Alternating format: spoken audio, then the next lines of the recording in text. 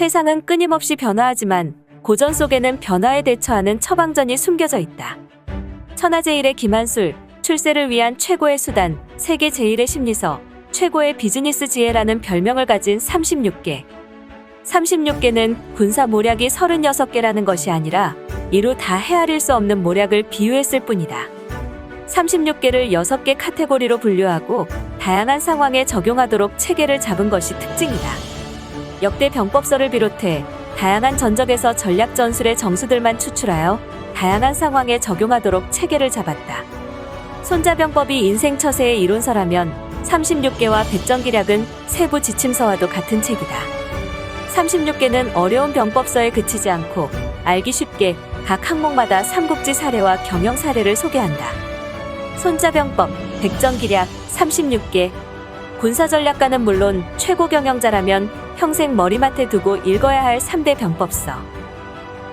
백전기략과 함께 읽으면 언제 어디서나 백전백승. 군사전략가와 최고 경영자, 나아가 모든 사회인의 필독서. 창의 출판사에 36개였습니다.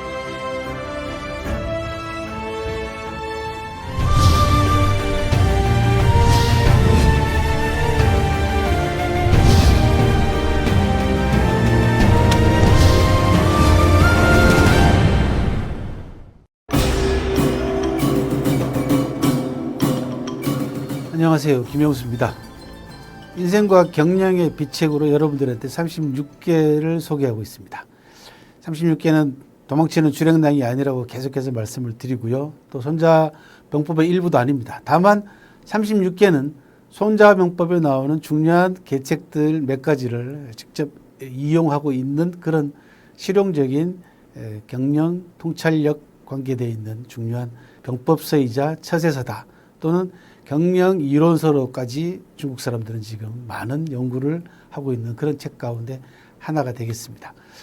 오늘은 5번째 계책인 진화타급이라고 하는 계책을 소개하도록 하겠습니다.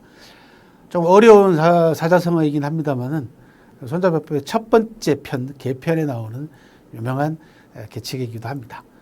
글자를 풀이하자면 이렇습니다. 진화라는 말은 불난 틈이라는 뜻이고요. 타급은 공격하거나 물건을 훔치거나 겁탈한다 할 때 바로 그 겁자입니다, 이게. 그래서 불난 틈을 타서 공격을 하거나 물건을 훔치는 것을 진화타급이라고 합니다.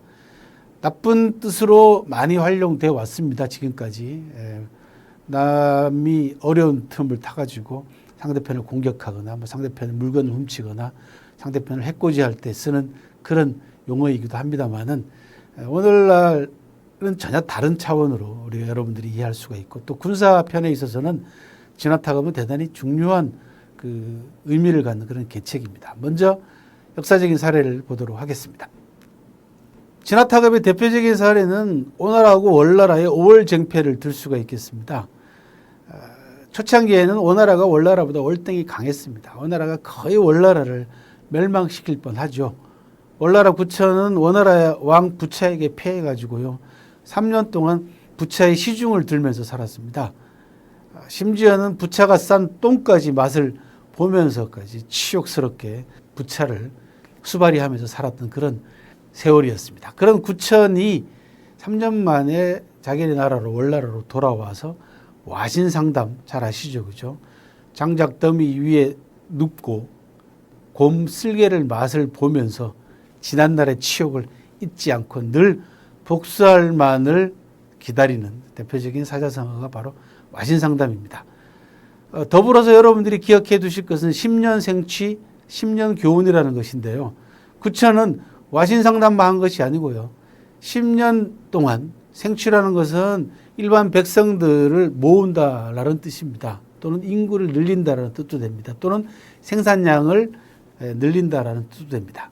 그래서 백성들을 다독거려서 백성들을 격려해서 생산량을 늘리고 군대도 보충하고 이런 시간을 10년 생치란 말로 표현을 하고요. 또 하나는 지난날 자기 자신이 패배했던 뼈아픈 기억을 10년 교훈이죠. 그죠?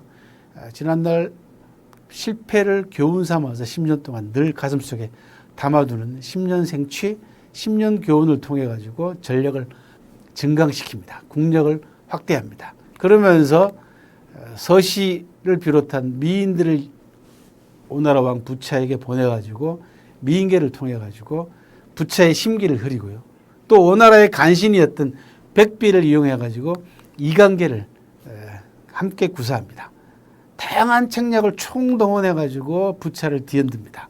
그리고는 마침내 오나라 왕 부차가 황지라는 곳으로 국내를 비우고 중원에 있는 황지라는 곳으로 다른 제후들과 회의하러 간 틈을 타가지고 오나라를 공략해서 결국은 오나라를 멸망시킨 그런 사례가 있습니다.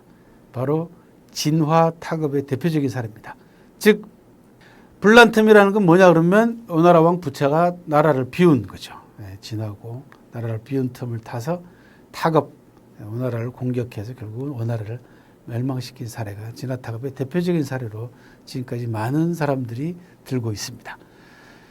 경영 사례에서는요, 모건은 투자회사로서 가장 유명한 은행으로 지금까지 미국에서 상당히 큰 영향력을 가지고 있는 그런 회사입니다. 모건이라는 사람이 과감하게 도전을 합니다. 뭘 하냐 그러면요, 국채의 절반을 확보합니다. 나라가 공황이 일어나다 보니까요, 정부에서는, 미국 정부에서는 국채를 발행할 수밖에 없고 이 국채를 모건이 사들이는 겁니다. 그래서 정부 채권 시장을 모건이 통제하게 됩니다. 금융위기가 닥치자 모건은, 이 금융위기라는 게 뭡니까?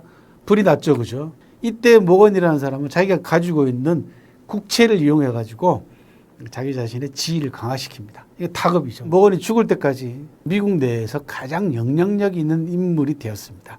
어느 정도냐 그러면요, 국채를 쥐고 있다 보니까 국고 상황까지 파악하게 됩니다. 지금 정부의 금고에 돈이 얼마나 있는가라는 상황까지 정확하게 파악함으로써 국채를 가지고 정부와의 담판에서 우위를 확보하게 되는 거죠. 국채를 사들이느냐 파느냐에 따라 가지고 미국 정부의 재정 상황이 왔다 갔다 하기 때문에 백악관 입장에서는 모건이 흔드는 국채에 놀아날 수밖에 없는 그런 상황이 된 겁니다. 그래서 미국에서 백악관을 굴복시킨 월스트리트 신화를 창조한 사례로, 대표적인 사례로 남아 있습니다. 위기 상황에서 자기 자신의 역량과 자기 자신의 위치와 자기 자신의 영향력을 얼마나 강화시킬 수 있느냐, 대단히 필요한 전략 가운데 하나입니다. 실제로 진화타급은 부도덕한 책략이었지만요, 오늘날 경쟁, 특히 전쟁에서는 시기 선택을 가리키는 중요한 전략 가운데 하나입니다. 위기는 기회를 창출합니다. 늘 그렇게 말로 우리는 얘기를 하지 않습니까? 위기가 곧 기회다, 이렇게 얘기를 하는데 그 위기를 창출할 수 있는 전략적 사고방식을 가지는 건 쉬운 일이 아닙니다. 세계 100대 기업 대부분이 진화타급이라고 하는 이 전략을 활용했다는 점도 주목해 볼 만한 사실 가운데 하나입니다. 소극적인 기다림은 성공을 가져다 주지 않습니다. 성공은 적극적이고 주동적으로 쟁취하는 겁니다. 적극적으로 행하려면 모든 맥락을 세밀하게 관출할 수 있어야 되고요, 모든 맥락 하나하나에 최후의 결과에 영향을 주는 요소와 요인이 포함되어 있다라는 점도 명심하시기 바랍니다. 일단 그 맥락에서 성공에 유리한 요소를 발견해내면은 과감하게 출격해서 성공의 확실한 세기를 박아야 합니다. 진화타급은 나쁜 사례로 출발하긴 했습니다만 지금은 경영 요소에서 중요한 실마리, 즉 맥락에 포함되어 있는 요인과 요소를 파악하라라고 하는 메시지를 전달한다는 측면에서 대단히 중요한 36기 한 개책이 되겠습니다.